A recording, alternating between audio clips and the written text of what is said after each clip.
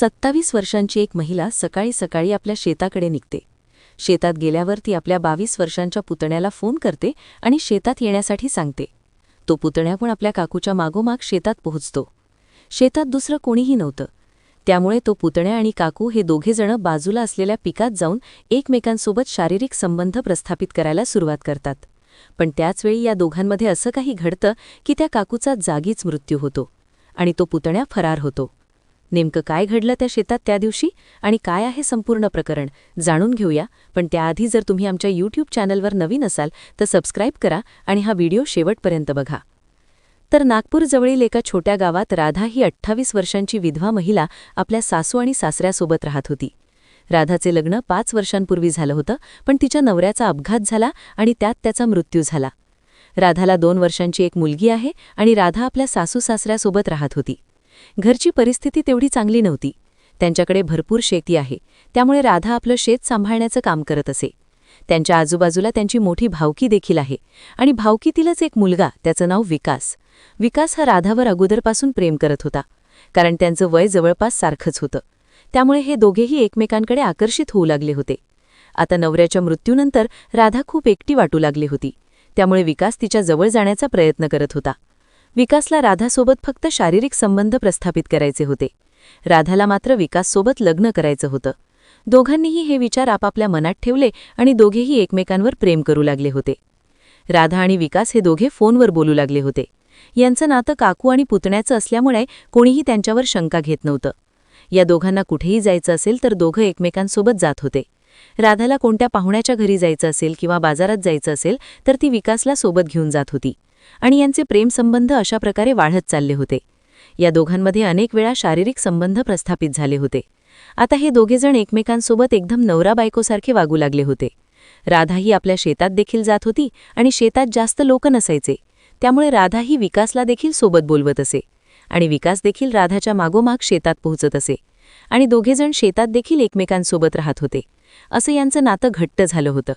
आता राधाला विकाससोबत लग्न करायचं होतं, पण विकास हा फक्त तिचा उपभोग घेत होता. विकासला भीती होती की जर या सगळ्या गोष्टी घरात माहिती झाल्या तर त्याचं काही खरं नाही, त्याचे वडील त्याचा जीव घेतील. त्या कारणामुळे तो हे सर्व इथेच थांबवण्याचा प्रयत्न करत होता. राधाला समजावण्याचा तो प्रयत्न करत असे, पण राधाही विकाससोबत लग्न करण्याचा निश्चय केला होता. यामुळे आता विकासला कोणताही मार्ग सुचत नव्हता. तो तिच्यापासून दूर जाण्याचा प्रयत्न करू लागला होता. राधाही त्याला वारंवार फोन करत असे, जवळ बोलवत असे, घरात किंवा शेतात बोलवत असे आणि त्याला आता ब्लॅकमेल देखील करू लागली होती की जर तू माझ्यासोबत बोलणार नाहीस किंवा मी म्हणेल त्यावेळी येणार नाहीस तर मी माझ्या जीवाचं काहीतरी करेन आणि तुझ्यावर आरोप टाकेन किंवा मी पोलीस ठाण्यात जाऊन तुझ्या विरोधात अत्याचाराचा गुन्हा दाखल करेन. अशात विकासला खूप भीती वाटू लागली.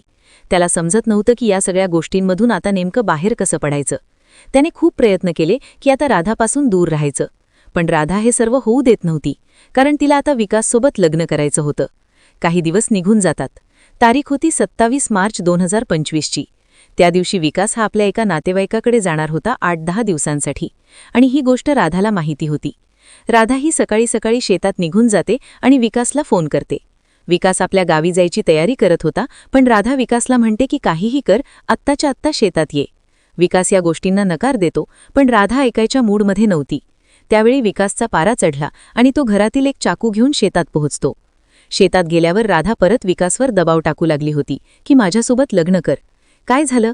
जर लग्न करणार नाहीस तर मी तुझ्यावर आरोप करेन की तू माझा अत्याचार केलास, तू माझ्यावर बलात्कार केलास. अशात विकासला कोणत्याही गोष्टी सुचत नव्हत्या. त्याने विचार केला की आता याचा जीव घेणे हा योग्य पर्याय आहे आणि रागाच्या भरात जेव्हा या दोघांची भांडण झाली, विकासने काहीही विचार न करता राधाच्या गळ्यावर आणि छातीवर वार केले आणि त्यात राधाचा जागीच मृत्यू झाला. यानंतर अर्धा तास विकास त्याच ठिकाणी बसून राहिला आणि विचार करत राहिला की हे सर्व मी फार चुकीचं केलं आहे, पण त्याच्याकडे कोणताही मार्ग उरला नव्हता आणि तो आता सरळ पोलीस ठाण्यात जाऊन समर्पण करतो. त्यानंतर पोलिसांनी या घटनेचा पूर्ण तपास केला आणि विकासला शिक्षा द्यायला सुरुवात केली. आरोपी जो होता तो पोलिसांना सापडला होता. अशा प्रकारे अनैतिक संबंधामुळे एका महिलेचा जीव गेला आणि विकासने आपलं संपूर्ण जीवन उद्ध्वस्त केलं. बाकी तुम्हाला या सर्व घटनेबद्दल काय वाटते कमेंटमध्ये नक्की सांगा. व्हिडिओ आवडला असेल तर लाईक करून चॅनलला सबस्क्राईब करा. भेटूया पुन्हा एकदा अशाच सत्य घटनेसोबत.